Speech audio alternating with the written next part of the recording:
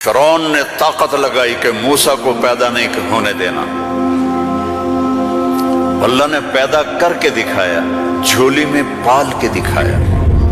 ابراہیم علیہ السلام اب آگ اتنی تیز ہو گئی کہ ان کو پھینک نہیں سکتے تھے، جو قریب جائے وہ بھی جلتا تھا. تو ابراہیم علیہ السلام سے کہنے لگے تو اب چلا جا آگ میں چلا جا.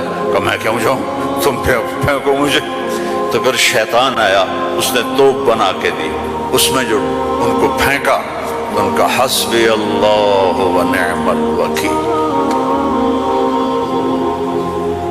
فرشتہ آ گیا، ملک المطر، امطر علیہا الماء الک حاجہ قال اما الیک فلا اما الی اللہ فنعم. محتاج ہوں، ضرورت ہے تیری نہیں اللہ کی ہے.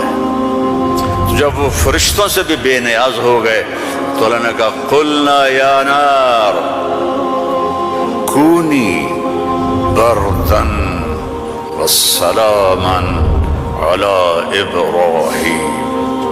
جب کہا نا بردن تو ابراہیم علیہ السلام ٹھنڈ سے کانپنے لگے، آگ.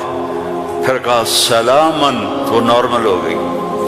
اور اللہ نے آگ میں بٹھا کے جبریل آئے، پر مارا، درخت نکلا انار کا، پر مارا، چشمہ نکلا پانی کا پی اور کھا اور مزے کر.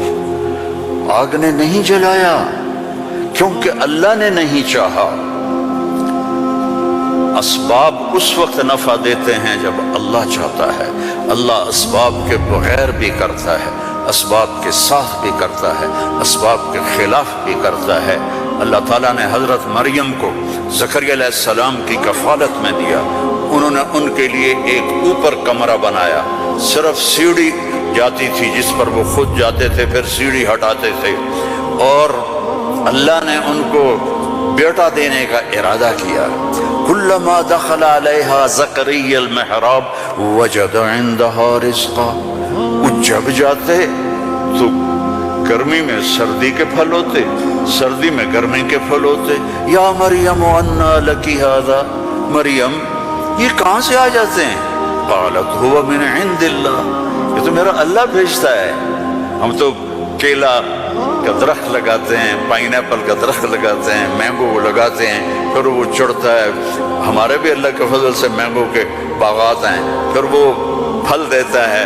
اور ادھر یہ دروازہ بند ہے، کوئی جا نہیں سکتا. انا لکی ھذا، یہ کہاں سے ہے؟ وہ من عند اللہ، یہ اللہ کی طرف سے ہے. ہنالک دعا زکریا ربہ. تو زکریا علیہ السلام بوڑھے ہو گئے تھے. واشتعل الراس شیبا ولم اقم بتقافها یا عین صاد ذکر رحمت ربک عبدہ زکریا اذ نادى ربہ نداء خفیا. اس وقت ان کو خیال آیا کہ جب یہاں پھل آ سکتا ہے بغیر موسم کے تو میں بوڑھا ہو گیا ہوں. واشتعل الراس شیبا. اور یہ کیا خوبصورت اللہ نے، میں کیا کروں، یہ مولوی نہیں قرآن کو سمجھتے تھے تو میں کیا کہوں.